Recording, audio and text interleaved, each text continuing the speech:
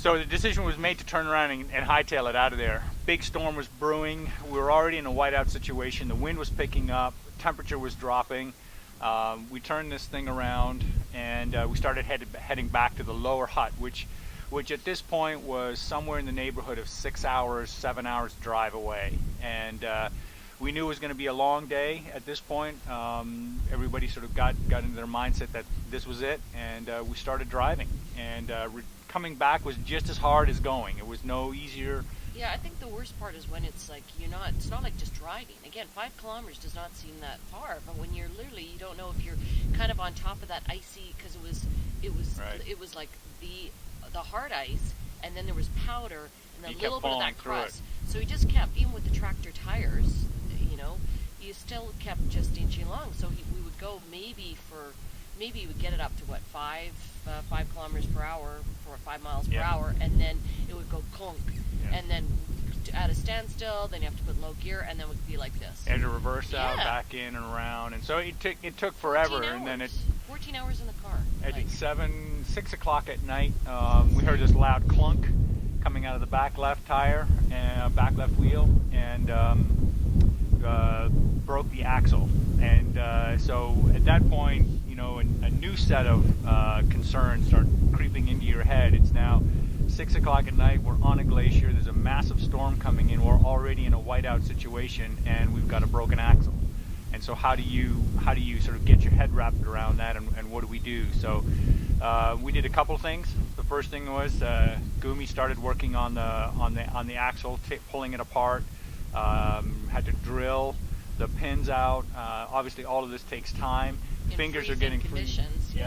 Fingers were just frozen. Snow blowing. We built a little shelter sort of around the back wheel, so whoever was working on the wheel at least was out of the wind a little bit. But I mean, you're dealing with little pieces of metal and wrenches and all the rest of it, and you can't do it with gloves. I was inside. I don't know if you want to ask me what I was doing, but I was inside.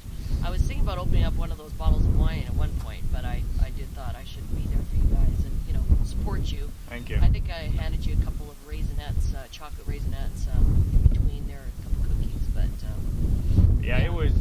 it was cold, and then so we were digging a snow pit because we figured, well, we got a place to put the tent because we may end up here for 20 hours by the time we get rescued. And so we had the snow pit going on one side of the truck, a couple of guys working on the axle on the other side of the truck, and about 2 hours later, all the gears and the axles and everything sort of clicked back into place, and all the nuts and pins started to get put in, and but the in between too, again, roller coaster, it was just crazy because we thought we were going to make it, then we're not making it. Then the axle breaks, we're not friggin' making it now.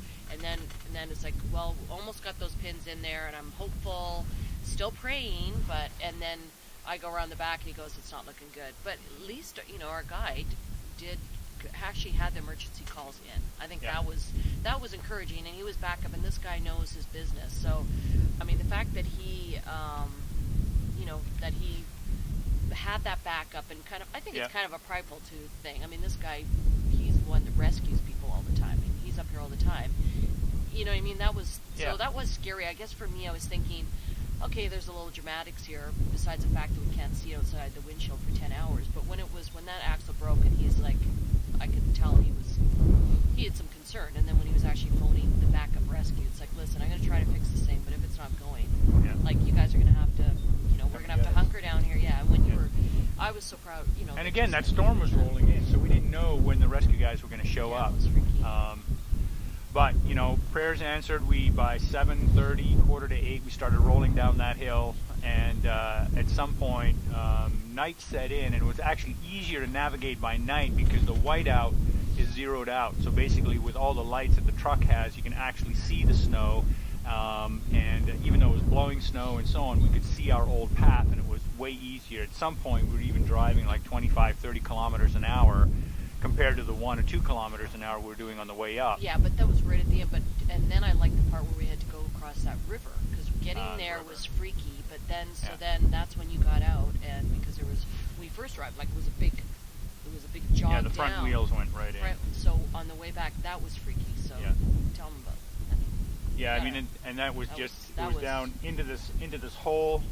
and then right back up this gravel slope, and then another gravel slope on top of that. And the truck was heavily pitched on the way out of that. Because that was an active river underneath the ice, though, right? Right. So the hope is that you're not going to go through the ice that's supposed to be solid, right? I think a wise man said that the river is shallower than a lake. I So think if you're that was gonna fall you. into Are you the that? river, it's easier than falling into I a think lake. that was Nick Chinsky that said that. I was really hoping you. I was trusting you completely, honey, on that one.